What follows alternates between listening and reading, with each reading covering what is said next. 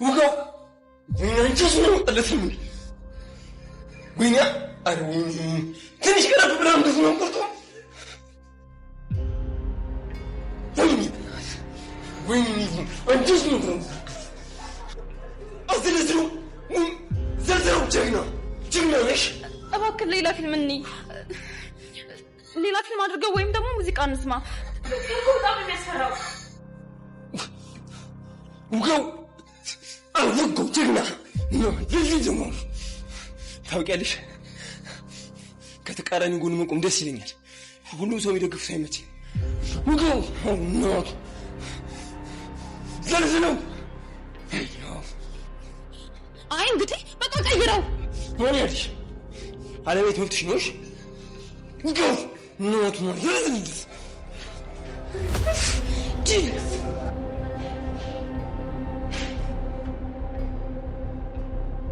የኔ ልጅስ እንዴት ዋልሽ? መጥቻለሁ። አንተ ማትረባ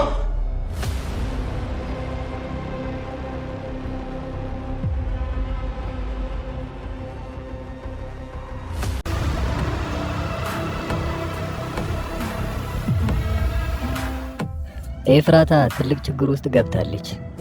አቤልን ወደዛ ቤት በማስገባቷ ምክንያት እሱ አስገድዷት እንደገባ ያፌት እንኳን አያውቅም። ያፌት አሁን ጥያቄው የሚሆነው እንዴት ወደዚህ ቤት ገባህ የሚለው ነው። ኤፍራታ ግን እውነቱን መናገር አትችልም። እኔ ፈልጌ ነው እዚህ ቤት የገባው ብላ ነው የምትናገረው። ሌላው ጽዮንና ቢኒያም በመታረቃቸው ወይንም አንድ ላይ በመሆናቸው ደስ ያላችሁ ካላችሁ እጃችሁን በላይ ካሳዩኝ።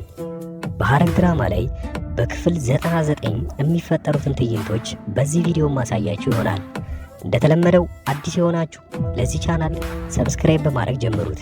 ቤዛ ከዚህ ቀደም አንድ ሐሳብ እንደነበራት ጽዮንንና ቢኒያም እውነተኛውን ነገር ለመፈተን ሲሉ ያደረጉት ነገር በትክክለኛው መንገድ ተሳክቶላቸዋል።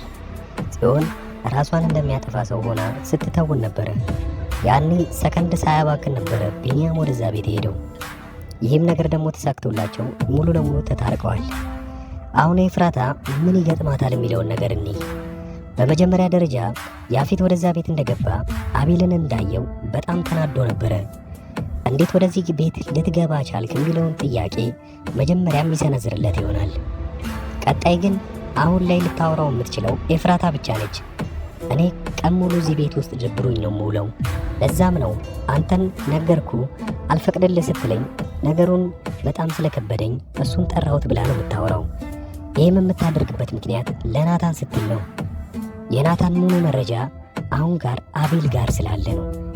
አቤል ግን ገና በመጀመሪያው ምሽት በጣም አስፈሪ ፊልሞችን ሲያይና ኤፍራታን እያሳቀቃት ነበረ። ያፌት ምን አለ ቶሎ በመጣ እያለች እስክትሳቀቅ ድረስ።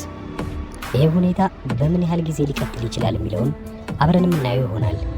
ሌላው የቤዛ አዲሱ ጓደኛዋ ዋነኛ ተጠርጣሪ ሆኖ ፖሊሶች እጅ ላይ በምርመራ ላይ ነው። እሱ ግን ትክክለኛ ማንነቱ ምን እንደሆነ ባይታወቅም በሌላ በኩል ደግሞ በገዛ እህቱ ቤቱን ቁልፍ ከፍታ ልትመረምረው እየፈለገች ነው። ከሱ ምን እንደሚፈልጉ ባይታወቅም ሌላኛው አጠራጣሪ የሚሆነው ነገር ከቤዛ ጋር ከዚህ ቀደም በሌላ ህይወት ተገናኝተዋል። ጽዮንና ዳግም ምን አስበው ነው? ሁለቱ ሰዎች አንድ ትልቅ ነገር እየሰሩ እንደሆነ አይተናል። ዳግም በማታ ሆኖ አንዲትን ሴት ልጅ እየሰለለ ወይንም ለስራ እየፈለጋት እንደሆነ አይተናል። ለምንስ ፈለጓት? አቤልን ምን አይነት ወጥመድ ውስጥ ሊከቱት ነው? ባይሳካላቸው ውስጥ ምን አይነት መዘዝ ውስጥ ሊገቡ ይችላሉ? አብረን እናየዋለን። ሌላኛው የናታን ጉዳይ ነው።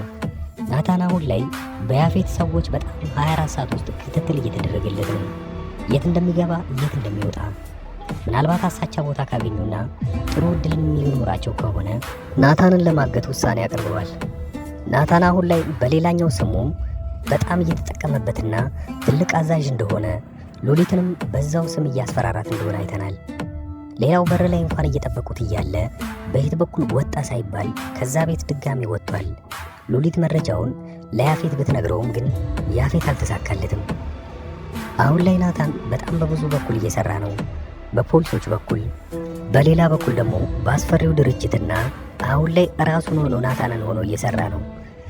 በየትኛውም ይሁን በየትኛው ብቻ እሱ ተሳክቶለት በቃ መጥፎ የሚባሉትን ሰዎች ከራዩ ላይ አስወድቆ ሰላማዊ ህይወት የሚኖርበትን ጊዜ እየተጠባበቀ ነው። ኤፍራታም እንደዛው የራሷን አግባቦችን የምትላቸውን ነገሮች እያደረገች ነው። ያፌትንም በዛው ጭምር አሁን ላይ ድረስ ሳይታወቅባትና ምንም አይነት ጥርጣሬ ሳይደርስበት እሷ የራሷን ስራ ለመስራት እየሞከረች ነው። ብዙም አልቻለችበትም። ግን ይህን የተባለበት ምክንያት ያፌት በድብቅ እየሰለላት ያለውን ኤፍራታን አላወቀችም። ኤፍራታ ግን ብዙ ጥርጣሬ ሊያደርስበት የሚችሉትን ነገሮች አድርጋለች። ለዛም ነው ያፌት ከዛ በኋላ እሷን ጠርጥሮ ብዙ ነገሮችን ለመሰለል የሞከረው። ወዲያውኑ አልነገራትም። በድብቅም ምንም የሰለላት ነገር የለም። ነገር ግን ምን የምታመጣ ይሆናል ብሎ አሁን ድረስ አብሯት እያየ ነው። አቤልም በራሱ በኩል በጣም አስፈሪ ሁኔታ ላይ እንዳለ ያውቃቸዋል። ብዙዎቻችሁ እንደውም ስለ አቤል የተናገራችሁት ነገር አለ።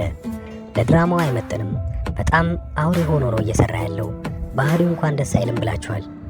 ይሄ ነገር ምን ያህል ጊዜ እንደሚቀጥል ባይታወቅም ግን አቤል አሁንም ድረስ አስፈሪ ሆኖ ድራማው ላይ እየቀጠለ ያለ ሰው ነው። በአጠቃላይ ለማየት ያክል በሐረግ ድራማ ላይ በክፍል 99 የሚፈጠሩን ነገሮች የመጀመሪያው ኤፍራታ ከያፌት ጋር የምትፋጠጥ ይሆናል። ሁለተኛው ናታን ሳይታገት ከአጋቾቹ ስር ማምለጥ ይችል ይሆን? ወደዚያ መስሪያ ቤትስ በሰላም የሚገባ ይሆናል ወይ? ሌላኛው የአሰሪዋ ልጅ የሆነችዋ ወይንም የናታን አዲሷ ጓደኛ ልጅ የራሷን የገዛ ወንድሟን ለመበርበር ብላ የእሱን ቤት ስትከፍት አይተናል። እሱ ከቤዛ ከመለየቱ ብዙም ጥቂት ጊዜ አልቆየበትም። ያ ማለት ወደ ቤት የሚመለሰው ወዲያውኑ ይሆናል። ሌላኛው ቢንያምና ጽዮን አሁን ሁለቱ አንድ ላይ ታርቀው መቀጠል ናቸው። ናታን ከሰማስ እንዴት ድጋሚ ከእሷ ጋር ለመቀረብ ሞከርክ? ድጋሚ ልትጎዳት ነው ወይ የሚለው ነገር ናታን ጋር አሳሳቢ ነው የሚሆነው። ናታን መጀመሪያውኑ ቢንያምና ጽዮን አንድ ላይ እንዲሆኑ አይፈልግም፣ ጽዮን ላይ ምንም ነገር እንዳይደርስባት በሚል ምክንያት። አቤልስ እዛ ቤት ውስጥ ገብቷል። ኤፍራታ የምትኖርበት ምን ሊፈጥር ይችላል? ምንስ ሊጎዳት ይችላል? አብረን የምናየው ይሆናል። እንደተለመደው ለዚህ ቻናል አዳዲስ ከሆናችሁ ላይክ እና ሰብስክራይብ ማድረጋችሁን አትርሱ።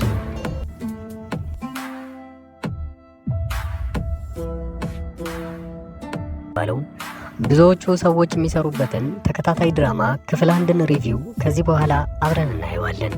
ከወደዳችሁት ሙሉ ክፍሉን ኮሜንት ላይ ስለማስቀምጥላችሁ በዚህ ቪዲዮ የምታዩት ይሆናል። መልካም ጊዜ። አሁን ላይ በጣም አሪፍ እይታ ያላቸውና አሪፍ ተቀባይነት ያላቸው ድራማዎች 4 ልንገራችሁ። የመጀመሪያው ጽናት ነው። ሁለተኛው ሐረግ፣ ዮአዳን እና ክህደት ናቸው። የእነዚህን ተከታታይ ድራማዎች ካልጀመራቻቸው እኔ አጠር ያለች ማብራሪያ ስለነሱ ሰጥቻችሁ ደስ ያላችሁን ድራማ እናንተ ትጀምሩታላችሁ። የመጀመሪያው ጽናት ድራማ ብዙዎቻችሁ የምትወዱት ይሆናል። ምክንያቱም ምናልባት ከአረብ ሀገር ሆናችሁ የምታዩ ሰዎች ካላችሁ ይሄ ድራማ ለእናንተ ነው። ጽናት ከሀገር ቤት ወደ ከተማ ትመጣና ወደ ውጪ እስክትሄድ ድረስ አንድ ቤት ውስጥ ተቀጥራ እየሰራች ነው። ታዲያ የቀጠረው ቀኗን ወይንም የበረራ ቀኗን እየጠበቀችና ብዙ ክፍያ ካደረገች በኋላ ያን ስትጠባበቅ እዛ ሰራተኝነት የተቀጠረችበት ቤት ውስጥ እየሰራች እያለ አንድ ትልቅ ነገር ይፈጠራል። ከአሰሪው ልጅ ጋር ግንኙነት ትጀምርና ብዙም ሳይቆይ ነገሮቹ ይበላሻሉ። በዚሁ ላይ የሚያጠነጥን ፊልም ነው። ሁለተኛው ሐረግ ድራማ ላይ ሁለት በትንንሽነታቸው የሚታወቁ በአባት አንድ የሆኑ ወንድማማቾች ነገር ግን ካደጉ በኋላ በጣም ትልቅ ጠላት ሆነው እዛ ላይ የምናየውን ነገር አብረን እናያለን። ፍቅረኛ ይነጣጠቃሉ፣ ንብረት ይነጣጠቃሉ፣ ነገር ግን ወንድማማቾች እንደሆኑ አያውቁም። ሐረግ ድራማ እዚህ ነገር ላይ ነው የሚያጠነጥነው። ዮአዳን አንዲት ምስኪን ሴት በባህል ሀብቶችና በትልልቅ ሰዎች የእሷ የሆነን ነገር ለመንጠቅ ሲሞክሩና እሷ ግን ብልጠትነቷን ከነሱ በላይ የምታሳየቸው ፊልምና ብዙ ታሪኮች ያለበት አሪፍ ድራማ ነው። ሌላኛው ክህደት ነው። ክህደት የሚለው ፊልም አሁን ላይ በጣም አሪፍ እየታየ ያለ ነው። ክህደት አንድ ጓደኛውን በጣም የሚወዱት 2 ጓደኞች አሏቸው። ታዲያ በዚህ ጊዜ ጓደኛው የልቤ ጓደኛ ናቸው ብሎ ለእነሱም ማያረገው ነገር የለም። ብዙ ነገር አድርጎላቸዋል። ነገር ግን ትንሽ እንደቆየ ይታመምና በጣም እርዳታ ሲፈልግ ከጓደኞቹ የሚጠብቀውን እርዳታ ሳያገኝ ይቀርና ይልቁኑ በዛኑ ልክ